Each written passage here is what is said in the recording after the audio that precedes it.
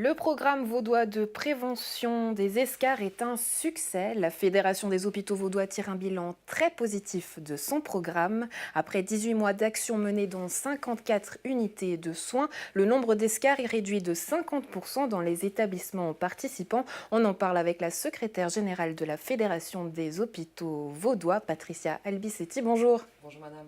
Alors expliquez-nous tout d'abord, tout simplement, une escarre, qu'est-ce que c'est ? Une escarre, c'est une lésion de la peau. C'est une plaie qui apparaît lorsque la peau subit quelques pressions ou contact avec une surface. On a cette idée, inconsciemment ou consciemment peut-être, je ne sais pas parce que je ne l'ai pas vécu, mais qu'une escarre intervient généralement après de longues heures, or que ce n'est pas le cas, elle peut survenir très rapidement. Absolument, une escarre peut survenir déjà après 3 heures, 4 heures d'immobilisation sur une surface. Donc aujourd'hui, quel était justement le point départ de ce programme et quelle était justement cette prise de conscience nécessaire ? Alors la prise de conscience, elle est due au fait que un patient qui arrive à l'hôpital, il requiert des soins. On n'aimerait pas qu'au sortir de son séjour hospitalier, il contracte une escarre qui peut être une affection assez invalidante et puis qui peut avoir quand même un effet important sur la qualité de vie des patients. Ensuite de ça, donc, on a d'abord développé ce programme pour nos patients. Ensuite, on sait qu'il y a une agence nationale de la qualité qui effectue des sondages annuels dans tous les établissements de Suisse.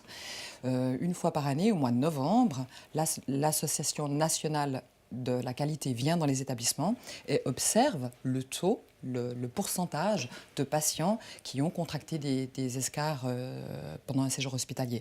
Ce taux était en 2017 à 4,3.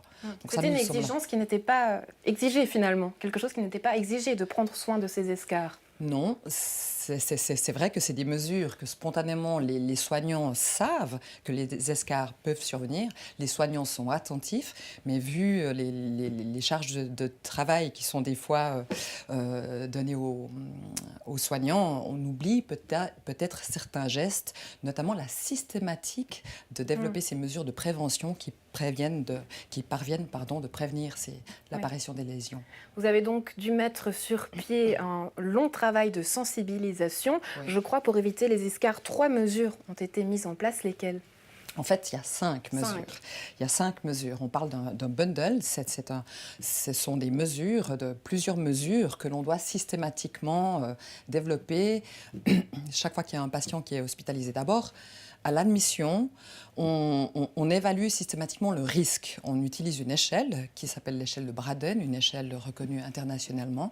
Cette échelle nous permet d'évaluer les patients et le risque que peut présenter ce patient pour développer ou non une escarre. Ça veut dire qu'on surveille les facultés sensorielles du patient. Est-ce qu'il est en mesure de ressentir une douleur s'il reste longtemps immobilisé ou pas ? Est-ce qu'il est en mesure de communiquer sa douleur ? On surveille également l'humidité, la gestion de l'humidité, s'il y a de la transpiration, enfin des problèmes de ce type-là qui peuvent altérer assez facilement la peau. Est-ce que le patient est mobilisé, ou est-ce qu'il doit avoir une longue période d'alitement ? Enfin, toutes ces mesures permettent d'établir une échelle et fonction du score qui sera obtenu par chaque patient, il y a plus ou moins un risque de développer l'escarre. Ça, c'est à chaque admission. Ouais. Un bien-être tout d'abord pour le patient, vous l'avez dit, mais aussi un deuxième objectif, c'est améliorer le quotidien du milieu médical. Là, concrètement, comment est-ce que ça va changer ce quotidien des professionnels ? Parce que le personnel, dès lors qu'il y a un patient qui développe une escarre, ça demande des soins importants parfois. Et puis, éviter la survenance de ces escarres permet au personnel soignant de se concentrer sur les pathologies qui ont amené le patient à l'hôpital. C'est vrai que ce sont des désagréments importants quand même, ces plaies, qui nécessitent du temps, qui parfois provoquent des prolongations de séjour hospitalier, ce qui n'est pas souhaitable. Donc, mieux vaut investir au départ, à l'admission du patient, déployer toutes les actions de prévention mises en place, les 5 mesures de prévention qui permet de contracter ces plaies.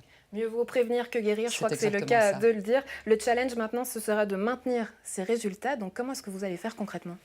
Alors, pendant les 18 mois du programme que l'on a développé à la Fédération, les 6 établissements ont pris certaines habitudes, habitudes une systématisation des actions à accomplir auprès de chaque patient.